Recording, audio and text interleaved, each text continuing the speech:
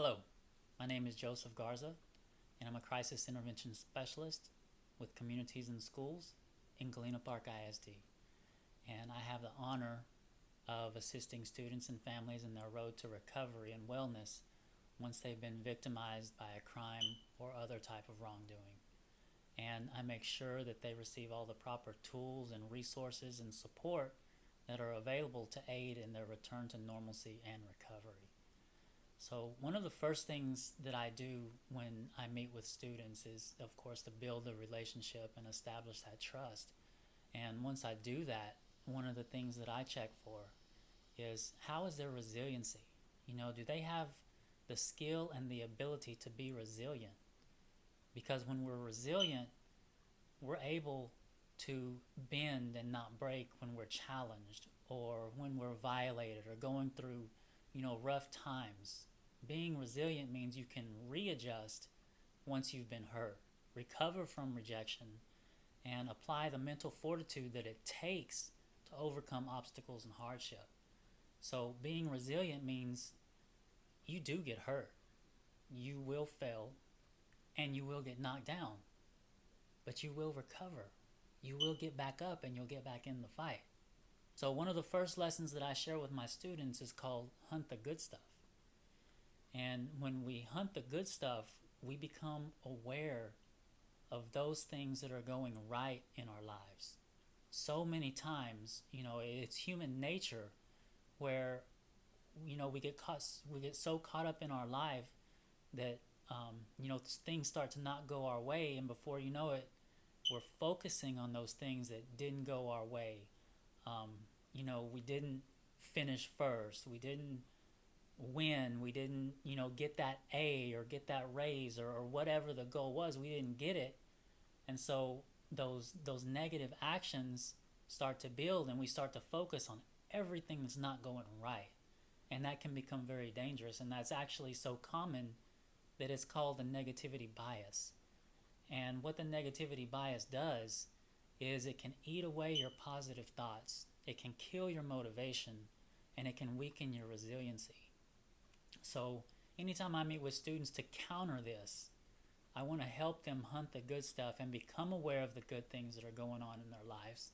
Take count of the small successes, the good fortunes, instead of dwelling on the negative. We start to ponder on the positive and take it a step further. So with all those good things that occur or happen, we take note. Why did this good thing happen? What does this mean to you? And what can I do tomorrow to enable more of these good things? So these small thoughts help to remove or reduce the negativity bias. And when that's gone, we can start working on our optimism. We can start working on our positive self-talk and our motivation. And this small step, this little thought that you think about, can actually build your resiliency and make you much, much sharper and more able to recover fast when things don't go your way. So do me a favor and think about your days so far. And can you think of anything positive that's happened today?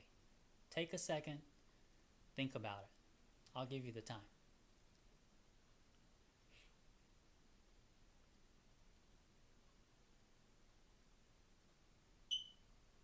Sometimes it can be hard, but think about something good. And if you're able to isolate and think of something good that happened today, take it a step further. Why was it good? What does this mean to you? And can you do something tomorrow to make more of these things happen? We're just getting started, so if at first it's hard to think of those good things, that's okay. That's very normal. That's human nature, to be so focused on the negative we can't see the positive. But if you had a hard time, I challenge you tomorrow, do something nice for someone. If you're a young man or a young lady, clean up your room. Help pick up. Cut the grass. Do the dishes. Do something that's going to help somebody else.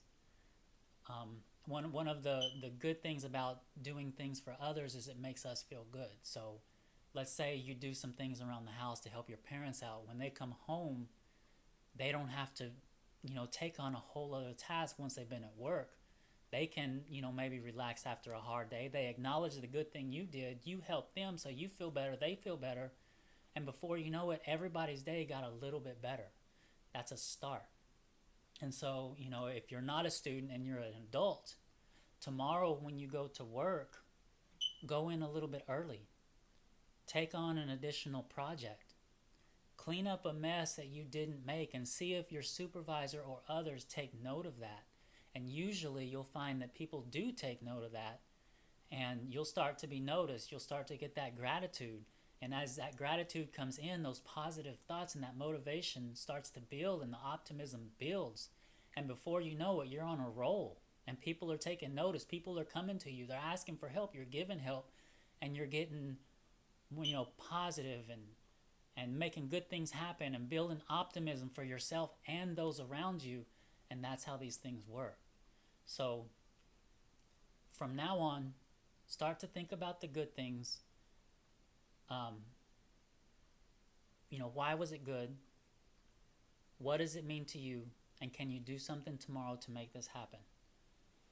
And I think you'll find that once you get in that positive mindset, and that optimistic mindset, you'll find that this little thought process can have huge effects on yourself, your life, and those around you.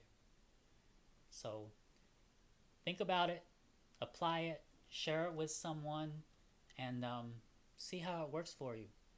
And if you're not in Galena Park ISD, you're in another ISD, we have crisis intervention specialists throughout South Houston and also south of Houston. So look up our website, go to communities and schools, find out who your crisis intervention specialist is, get to know them, and see how positive people can make positive differences. Okay? And remember, it's not how many times you got knocked down. It's how many times you got back up. So get up, get out there, remember to smile, be kind, be blessed, hunt the good stuff, and have a fantastic week. Thank you.